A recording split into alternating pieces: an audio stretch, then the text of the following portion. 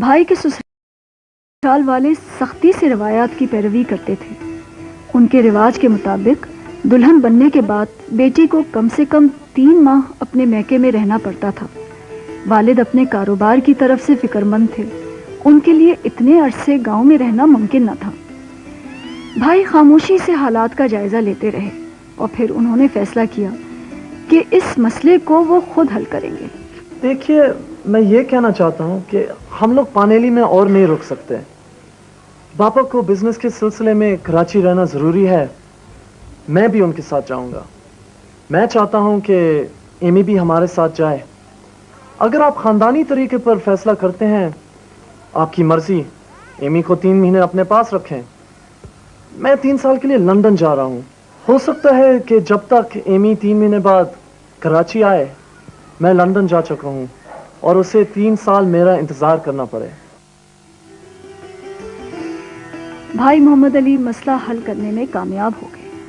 अगले ही रोज़ उनके सास ससुर हमारे वालिदैन से मिलने आए और पूछा कि वो एमी बाई को कब कराची ले जा रहे हैं, और हंसी खुशी अपनी बेटी को विदा करने पर रजामंदी जाहिर कर दी।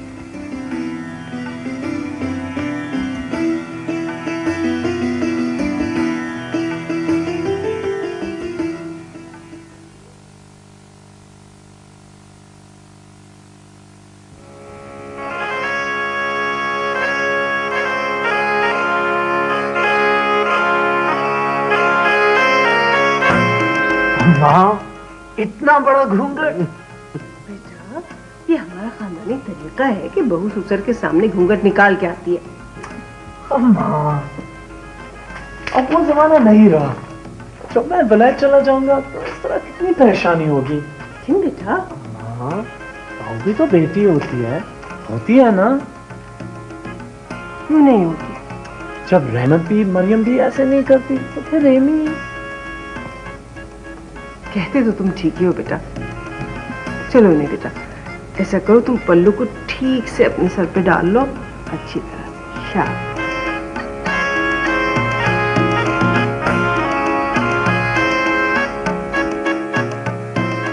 लंदन जाने के बंदोबस्त में कुछ ताखीर हुई तो वालिद ने भाई को फिर स्कूल में दाखिल करा दिया, लेकिन अब सिंध मदरसे के बजाय चर्च मिशन स्कूल में, ताकि वो लंदन जाने से पहले कुछ अंग्रेज़ी माहौल से भी वाकिफ़ हो जाएं और अंग्रेज़ी ज़बान भी रवानी से बोलने लगें। भाई पढ़ाई के साथ साथ कारोबार में भी वालिद का हाथ बटाते रहे। आखिर लंदन जाने के तमाम मराहिल तय पा गए और भाई की रवानगी की घड़ी आ गई। बेटा मोहम्मद अली, मैं तुमसे एक पल के लिए भी दूर नहीं रहना चाहती, क्योंकि मुझे यकीन है कि तुम विलायत जाकर बहुत बड़े आदमी बन जाओगे। पता नहीं क्यों मुझे लगता है कि जब तुम विलायत से वापस आओगे तो मैं तुम्हें देखने के लिए जिंदा नहीं रहूंगी। आप ऐसे ना कहें अम्मा। अल्लाह तुम्हारी हिफाजत करेगा बेटा। इंशाल्लाह तुम बहुत बड़े आदमी बनोगे, राजा बनोगे मेरे बच्चे। मुझे तुम पर फख्र होगा।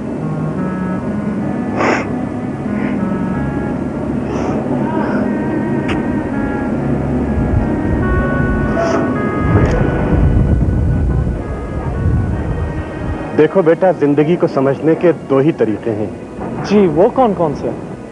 एक तो यह कि अपने बुजुर्गों की अक्ल और तजर्बे पर भरोसा किया जाए, उनकी नसीहत कबूल की जाए और उनके मशवरे पर अमल किया जाए। जी, और दूसरा तरीका?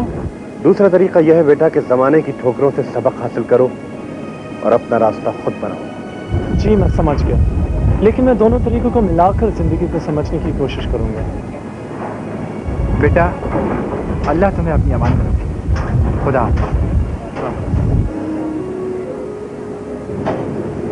खुदा हाफिज। खुदा हाफिज।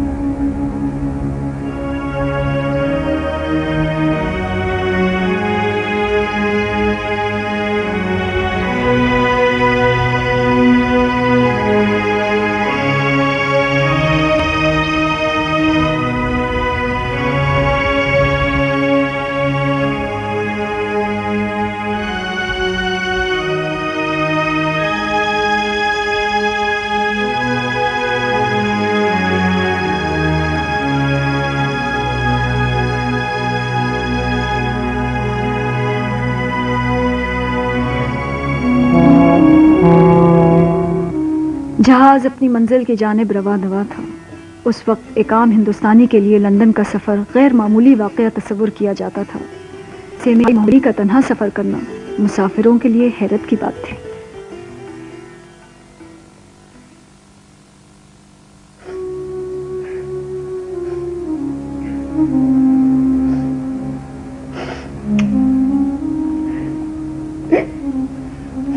चुप करो मिठी, खुदा खैर करेगा, वो खैरियत से पहुंच जाएगा। पहुंचकर अपनी खैरियत की इत्तला भेज देगा हमको। मत रो। देखो तुम्हारे रोने से बच्चे कितने परेशान हैं, घर का माहौल खराब हो रहा है। तुम चुप हो जाओ। ये देखो मरियम को कितनी परेशान हो रही है। कुछ एमी का ख्याल करो, बच्ची कितनी परेशान है।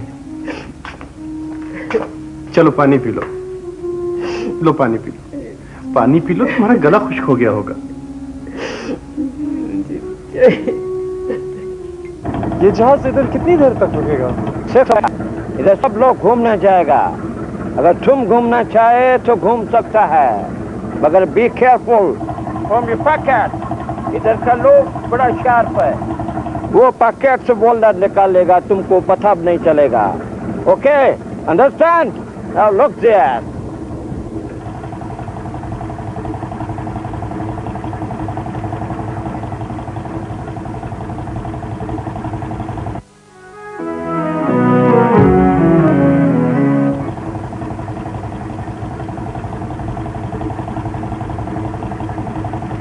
ये देखा, मेरा वॉलेट सेफ है। मैं बहुत केयरफुल आदमी हूँ।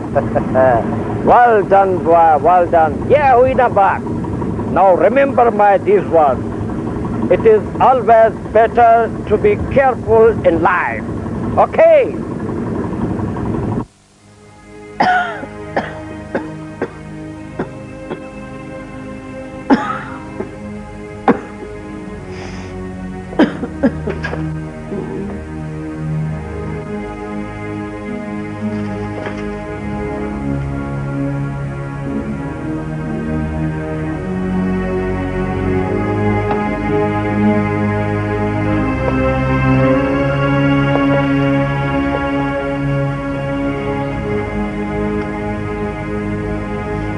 देखो मिट्टी में क्या लाया।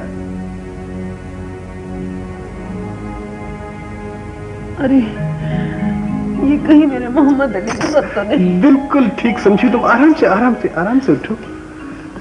पता है हमारा मोहम्मद अली खैरियत से लंदन पहुंच गया है। अल्लाह तेरा लाख लाख शुक्र है। कैसा है वो? उसे कोई तकलीफ तो नहीं?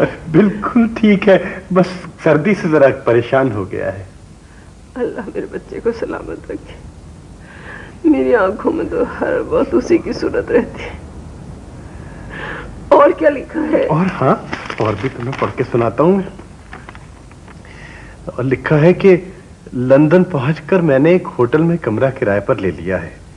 शिपिंग कंपनी का ऑफिस कुछ फासले पर है। मैं उन कंपनीज में भी जाता हूं जहां आप एक्सपोर्ट करते हैं। उन्हें कुछ कंप्लेंट्स हैं, उसकी डिटेल्स मैं बाद में लिखूंगा। फकत आपका मोहम्मद अली, लंदन।